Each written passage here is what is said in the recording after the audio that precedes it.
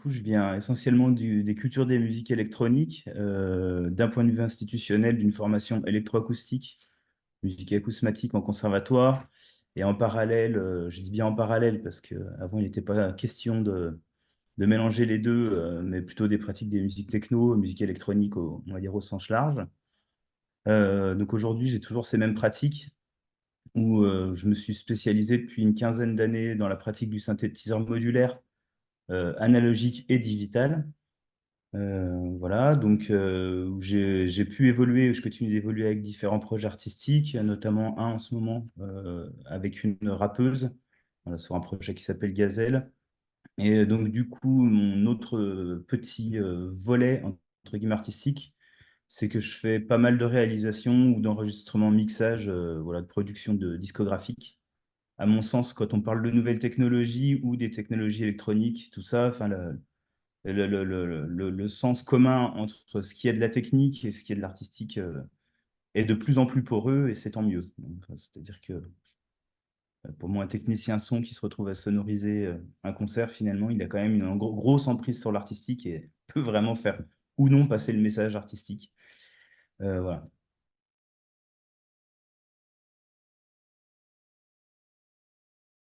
Alors, du coup, si je reviens à avant, donc ma prise de poste qui était en 2010, effectivement, ça faisait déjà quand même bien une dizaine d'années que les musiques dites amplifiées et musiques actuelles sont apparues au CFDM Rhône-Alpes, Auvergne-Rhône-Alpes, où finalement seules les musiciennes et les musiciens dites musique actuelle avaient accès à un module sur le son et sur la production avec deux intervenants à l'époque, il me semble. Voilà. Et donc, à ma prise de fonction, c'est un petit peu muté parce que c'est une évidence que la question de l'enregistrement, mais aussi de la création via les outils audio numériques, n'était pas l'objet que des musiciennes et des musiciens des musiques amplifiées, mais aussi en musique traditionnelle, en musique classique, contemporaine. Voilà, j'en oublie certainement, jazz. Et donc, du coup, l'idée, c'était d'accueillir voilà, les 60 élèves donc, des deux promos au sein de ce cours, donc, que j'ai fait pendant un certain nombre d'années, sous biais, alors, soit d'écriture de podcasts, d'émissions radiophoniques, de petites fictions, de travail de remix. Voilà, donc où l'idée, c'était quand même de faire en sorte que les futurs pédagogues aient une relative prise en main et habitude de pouvoir enregistrer, faire de l'édition, traiter, et même de concevoir du coup la composition via l'ordinateur ou les machines comme le réel apport d'un nouvel instrument et de nouvelles esthétiques, et pas simplement comme le magnétophone comme on pouvait le faire dans les années 60, même si déjà dans les années 60, on commençait à se servir du studio d'un point de vue créatif. Mais là, c'était voilà, c'était vraiment l'idée d'essayer de généraliser ça à l'ensemble des étudiants. Donc ce poste, il a réellement changé. Du coup, j'ai profité du fait qu'il y ait quand même des réelles compétences de la part des nouveaux collègues qui sont arrivés au CFDM Rhône-Alpes dans toutes les disciplines à ce sujet pour repenser la chose et dire qu'évidemment, je pouvais être ressource pour les étudiantes et les étudiants qui en auraient besoin et qui avaient des questions un peu spécialisées, toutes disciplines confondues. Mais du coup, je m'appuie quand même énormément sur mes collègues pour accorder une grosse part de mon temps aux gens qui viennent plutôt des musiques actuelles amplifiées. En tout cas, moi, ce sujet, il était aussi suite à quand même une grosse réflexion du fait et d'enseigner à Villeurbanne et d'être souvent formateur sur des stages CNFPT ou à la demande d'écoles de musique et tout ce genre-là, où je me suis rendu compte que je passais un petit peu ma vie à faire de l'initiation euh, et que, bah, en fait, comme toute discipline, moi, je pense qu'elle mérite quand même un petit peu plus que ce truc d'initiation. Déjà parce que les usagers sont de plus en plus auto-formés avec le nombre de choses qui apparaissent sur le web, qu'elles soient bonnes ou mauvaises pour pouvoir être relativement libre par rapport à ces outils, enfin en tout cas autonome, sans parler de liberté. Et ensuite, ce que je me suis rendu compte, c'est que j'étais quand même tout le temps d'être un petit peu dans le superficiel en ce qui concerne le sup et la formation continue. Alors que à Villeurbanne, j'avais des gens de plus en plus spécialistes et de plus en plus costauds, des enfants aux adultes, qui se spécialisaient vraiment et qui mettaient ces pratiques, en tout cas qui les incarnaient dans des cultures. Je dirais pas une culture, mais dans des cultures. Et ce qui semble, pour moi, quand même le plus important aujourd'hui, c'est-à-dire que les outils, c'est bien, mais au service, que ce soit dans la vidéo, que ce soit dans le son, dans l'image en général, dans le code, voilà, que ce soit quand même réellement au service d'une culture et d'un propos artistique. Et ce qui nécessite quand même bien souvent d'avoir une connaissance de ces cultures, une pratique, en tout cas une immersion, et qui du coup demande un temps de prise en main qui n'est pas le même que le fait d'apprendre à configurer une carte son et de régler le gain sur un microphone et de faire une prise qui ne sature pas et de faire des montages qui ne s'entendent pas.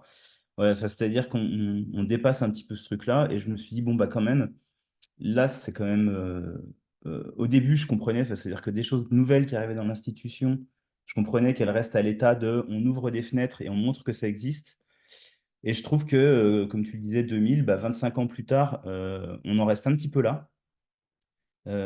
Et que ça me semble important, en tout cas au niveau de l'enseignement supérieur, que les étudiantes et les étudiants prennent position et de quoi prendre position en ayant une pratique un petit peu plus soutenue.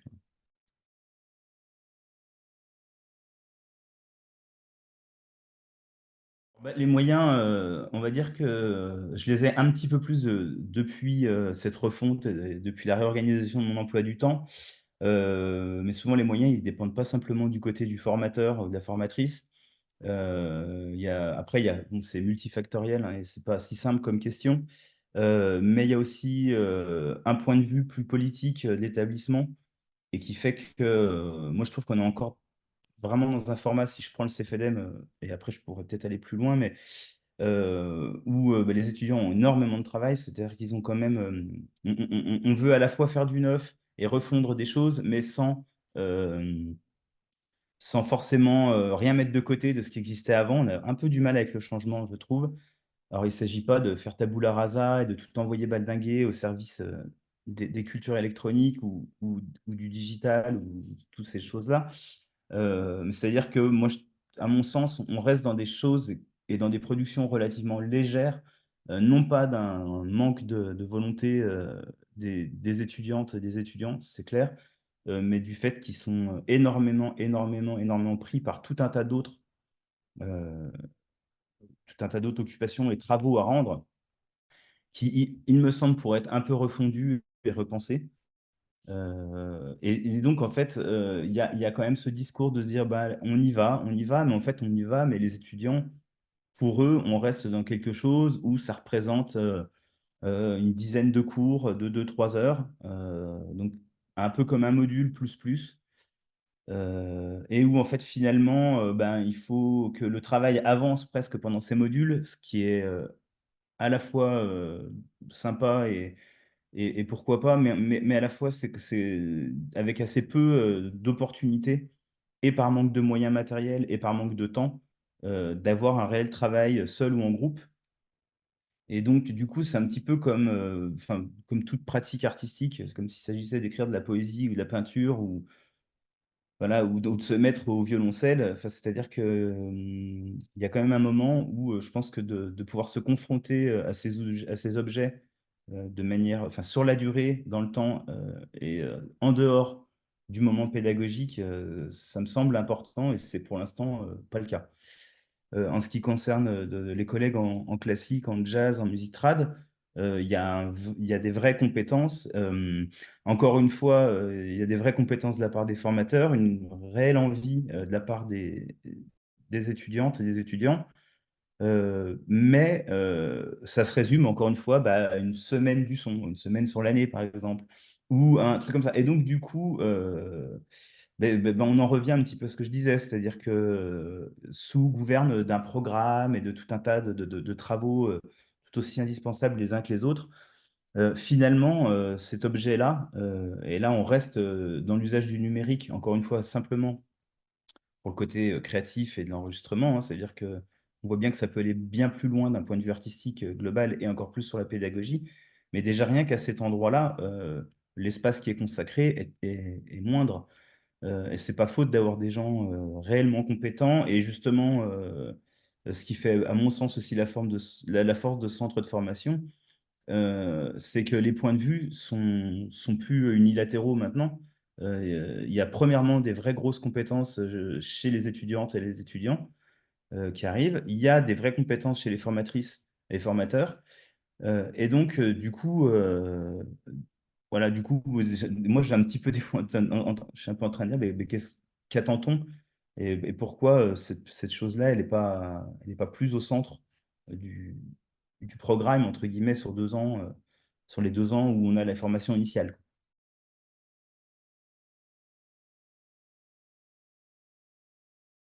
Si on me demandait, elle pourrait garder plus ou moins ce type de forme, mais avec des proportions qui fait qu'on n'est pas sur un travail de plus qui va être fait un petit peu rapidement, avec des acquisitions qui vont être faites un peu rapidement et surtout avec la mise en relation avec quand même le centre de nos préoccupations, à savoir qu'est-ce qu'on en fait d'un point de vue pédagogique. C'est-à-dire que là, on a un petit peu ce truc où bah, on est en train de continuer de former des artistes et pédagogues, mais sur des objets directs. Et que du coup, pour moi, le vrai gros volet, ce serait, bon, bah, très bien, donc, mais maintenant tu es professeur de piano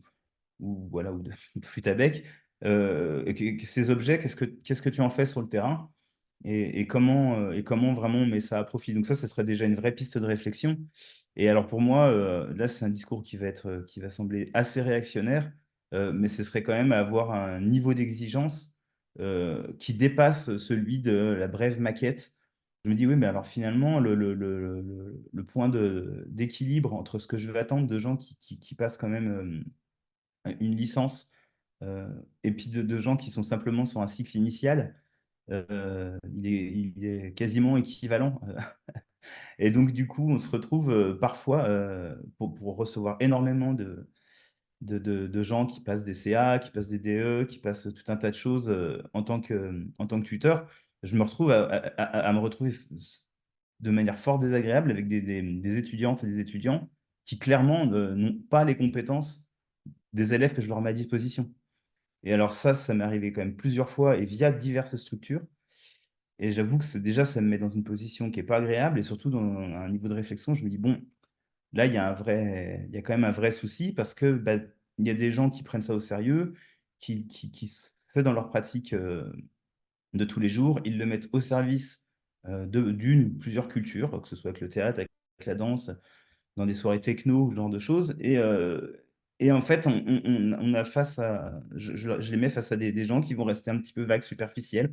qui vont avoir des réponses approximatives, là où des réponses pointues et exigeantes, sont attendues, tout.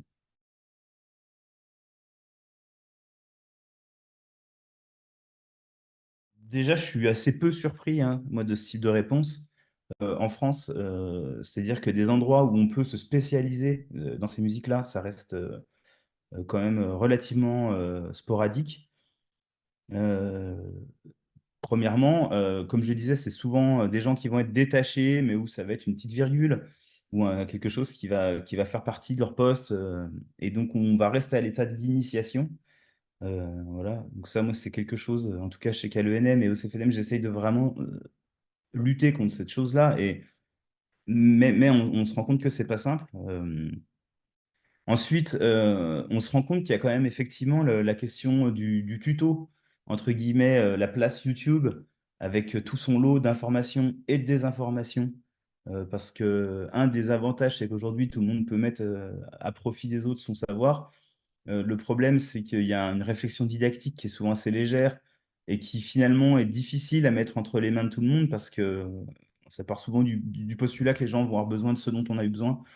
En tout cas dans ces tutos-là, et je pense que c'est un prisme qui est, ou bah, voilà, qui est pas très qui fonctionne pas. Heu, Moi je vois à Villeurbanne, j'ai énormément de gens qui viennent justement de toute la France, et qui, bah, voilà, arrivent avec toujours le même discours, «J'ai essayé, je me suis formé à tel ou tel logiciel, avec telle ou telle machine, j'ai regardé tous les tutos». mais ça rentre pas, je dois être bête. Pourtant, j'ai vraiment envie, avec des gens qui ont une grosse culture dans des musiques et tout ça. Alors, ils sont pas bêtes et tout ça, simplement, enfin, si tout pouvait s'apprendre via des tutos, ce serait à la fois formidable, mais ça fonctionne pas comme ça. Sans enlever parfois le réel intérêt, une fois qu'on est sur les rails, de ce genre de choses, parce qu'il y a évidemment du contenu qui est super bien fait. Ça reste, à mon sens, assez marginal. C'est-à-dire qu'en tout cas, moi, je demande souvent aux étudiantes et aux étudiants et aux élèves que je peux avoir de bien me montrer, en fait, quand ils sont sur des vidéos, des trucs comme ça, où ils sont allés chercher des réponses par eux-mêmes et qu'il y a des vidéos un peu intéressantes, on essaie de les décortiquer et je me rends compte qu'il y a forcément soit des postulats de connaissances qui sont super high level, soit des choses qui sont fausses de manière factuelle et scientifique et avec des données qui sont alors là pour le coup complètement bidons, ou soit des prismes qui sont difficilement transposables à d'autres applications et qui rendent pas les gens libres de leur projet artistique, mais qui du coup les transforment en quelqu'un qui va être capable de copier. Et alors moi, s'il y a vraiment le dogme copier pour être créatif, c'est quelque chose auquel je ne crois pas et que je pense pas qu'il faille passer par la case fais comme les autres pour pouvoir faire ce que tu as à faire. En tout cas, ça, je n'y crois pas du tout, c'est comme ça. C'est discutable, mais j'y crois pas. En France, dans l'infrastructure, on va dire, matérielle, c'est chiche. Je trouve qu'ici en métropole et puis dans le public, bon, souvent c'est quand même compliqué et que bah, pour des raisons bassement financières, j'arrive à comprendre aussi que les étudiants disent je me forme tout seul parce qu'ils se retrouvent dans des infrastructures où finalement euh, ils ont guère plus aussi de matériel que ce qui va être disponible chez eux, à savoir une tablette, un smartphone, un laptop, voilà ce genre de choses.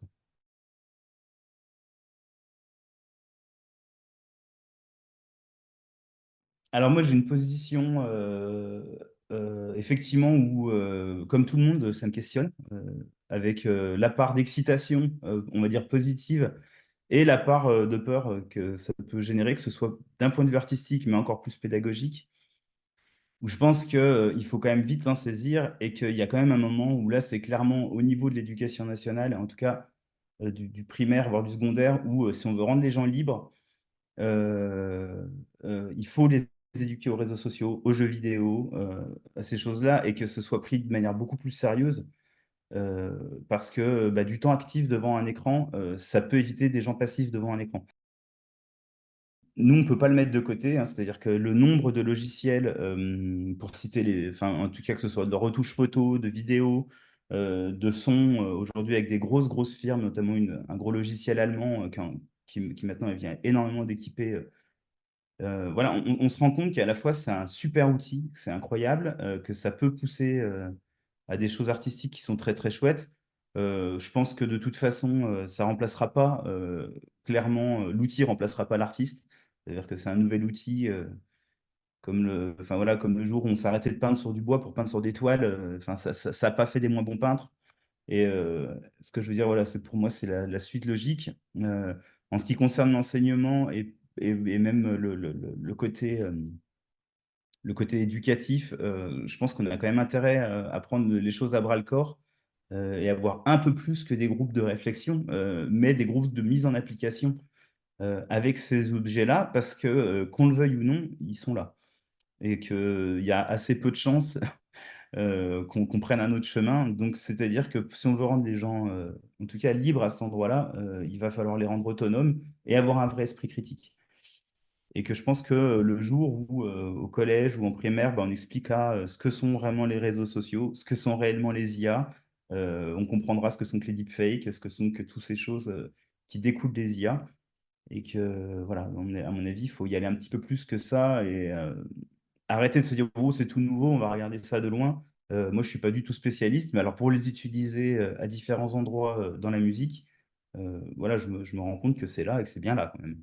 Un petit peu comme, presque comme si ça avait toujours été là quand on met des ados devant d'ailleurs. Bah, il y a par exemple des IA d'analyse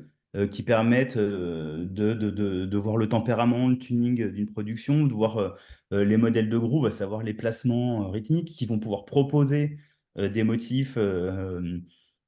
Par exemple, sur, je sais pas, je mets un morceau de musique mandingue et je comprends pas comment c'est fait, alors qu'il va en donner une lecture. Après,